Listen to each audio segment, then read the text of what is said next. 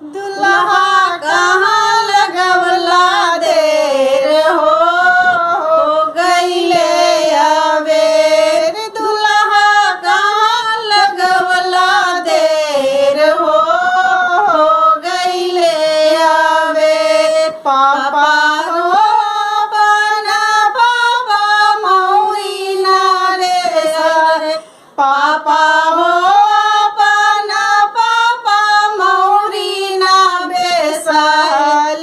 ये मलिया के आंगन हो गईले अबेर। ये मलिया के आंगन हम हो गईले अबेर। दुल्हा कहाँ लगवला देर हो गईले अबेर। दुल्हा कहाँ लगवला देर हो गईले अबेर। चाचा हो अपना चाचा सुटवाना बेसल।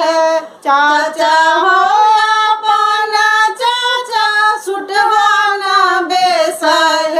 ये दर्जी के आंगन हम हो गईले अबेर।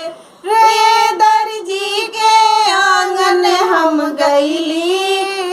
गईले अबेर। रे दुल्हा कहाँ लगवला देर हो गईले अबेर। रे दुल्हा कहाँ लगवला देर हो गईले अबेर।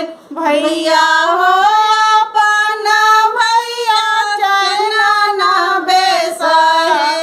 भैया हो अपना भैया चैना ना बेसल।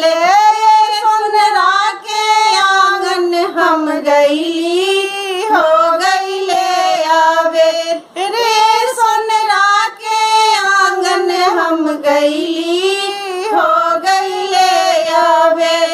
दुल्हा कहाँ लगवला देर हो गईले अबेर। दुल्हा कहाँ लगवला देर हो गईले अबेर। जीजा हो अपना जीजा जुतवाना बेसल।